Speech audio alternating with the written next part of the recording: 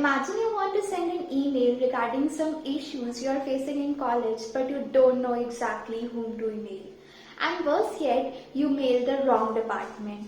So eventually, after a lot of brainstorming, me and my team realized that this is not an isolated problem and could be extended to include workplaces as well. So we came with a simple but elegant solution. We call it as Speak Up the Grievance app. Yes, this is our project. We are creating a student's grievance portal. It consists of a mobile application which a student can use to log in it themselves under registered institution, which will allow them to report grievances to the concerned authorities. This will link to a text classification machine learning model which will cross-check and verify which category the grievances belong to. Finally, there will be a website the institution can use to register themselves and log in if they are already registered, which will give them the set of all the grievances that students has reported. So after this, we will also have a chatting application. It is a mode of conversation between the student and the concerned authorities. So the main beneficiaries of our project are the educational institution, mainly the school and the colleges, and the students that are enrolled in those schools and colleges. In future upgrade, our project can be given a more generalized approach so that it can be used to much more organization apart from only educational institution. In this section, I will walk you through the basic user interface of our website. This is the home page. This is the about page. The login page, which also contains a link for new user registration. Our team page, and Glenn, Pranjal, Shraddha, and me, Rishabh. And finally, the contact us page. Now I'll show you how new users can register to our website. So first they'll need to head to the login page, and because they are not already registered, they'll have to go to this link, don't have an account. Once they click on this, they'll be sent to the registration form. So here they'll need to enter the college name, the password, address, and an Excel sheet which should contain the names and other details of all the students that are enrolled to that institution. I already have an Excel sheet ready for this purpose, which is a basic layout of how the Excel sheet needs to be prepared. It should contain the 6 basic fields: email, roll number, name of the student, department, year, and password.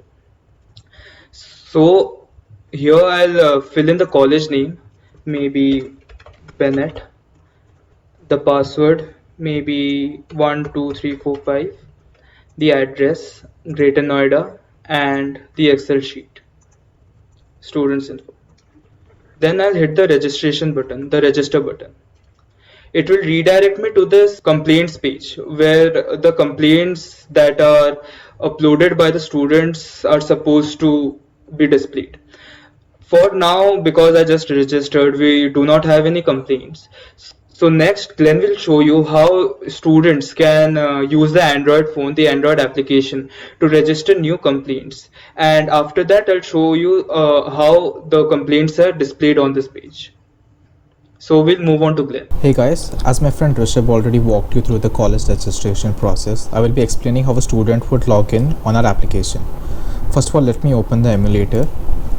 Over here, as you can see, there's a login button. So on clicking that, we need to provide the exact login credentials which the college has given to every student who registers on their behalf.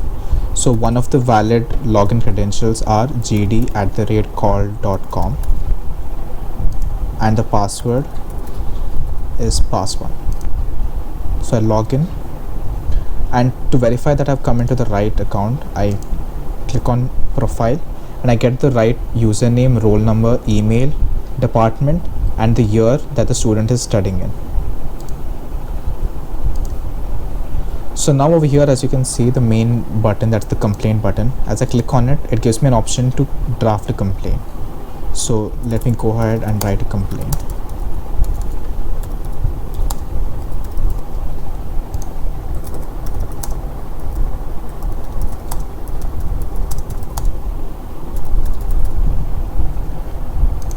I'm going to categorize this as a personal complaint and then send the complaint. Now over here on my MongoDB Atlas right now, you can see that there are 0 complaints sent. So when I refresh it,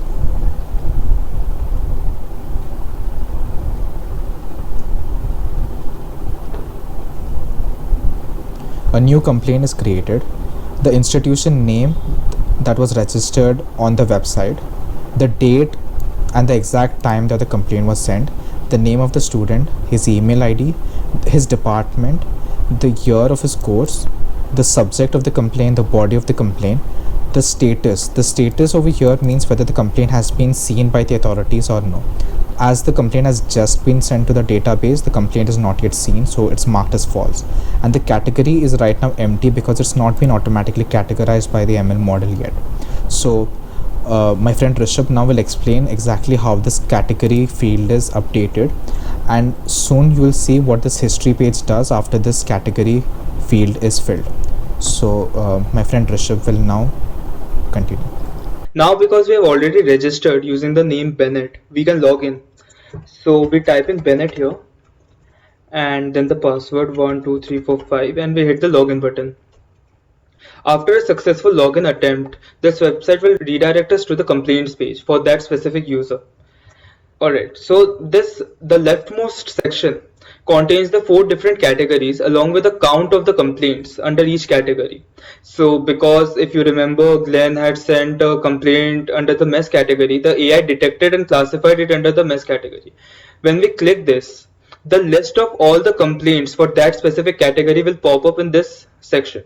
So because we have just one complaint for now, so there is just one complaint here, and once you click here on the complaint, all the details about that complaint will appear in this section. The name of the student, the date, the category, the subject of the complaint, and the body of the complaint, which can be as large and detailed as the student wants it to be. Now there is a possibility that the classification of the complaint is incorrect. So we have given the user the option to change the category manually. So once they click on the yes button, this is a drop down button which will show the other 3 categories under it. So just suppose this was not a mess complaint, which it is, but just suppose that it was not, and it was a finance related complaint. So we can click on finance and it has been sent to the finance category. Alright, so let's for the time being send it back to the mess category. Yes, and once it is decided that the classification is correct, we can click update category question mark. We can click on no, that there is no need to update the category anymore. So once you click on no, the classification has been confirmed and the data set which is used to train the classification model has been updated using this very complaint. This way we can dynamically increase the size of the data set, which will ensure better accuracy for further complaints and categorizations. Now there is a question, like if I move on to the home page or the about page again, how do I go back to the complaints page, because there is no tab here or any option here to go to the complaints page. Now because I'm already logged in, if I click on the login button, I will be redirected to the very complaints page. And if I log out and then from my history, if I try to go to the complaints page, maybe wait just a second, complaints Bennett, it will redirect me to the login page. That way a basic level of security is maintained. Now another feature of our project is that it allows for a personal communication between the student and the university or the administration which manages the complaints. So once I click on this reply button right here, they will be redirected to this chat box. All right, this very chat box, and they can start chatting here. So if they write in some chat, maybe hello, what is your problem, please elaborate, and then they send this message. Yeah, here's the name of the university and this is the message. Now the video will switch to Glenn, then he'll send a message and I'll show how I received the message. So now that Rishabh has demonstrated how a message can be sent from the university, let us see how it would look like from the point of view of a student who has logged in from the app. So let us continue from where we left off. So this is the home screen, and as you can see there is a message button over here. So let's click on it. The chat app opens.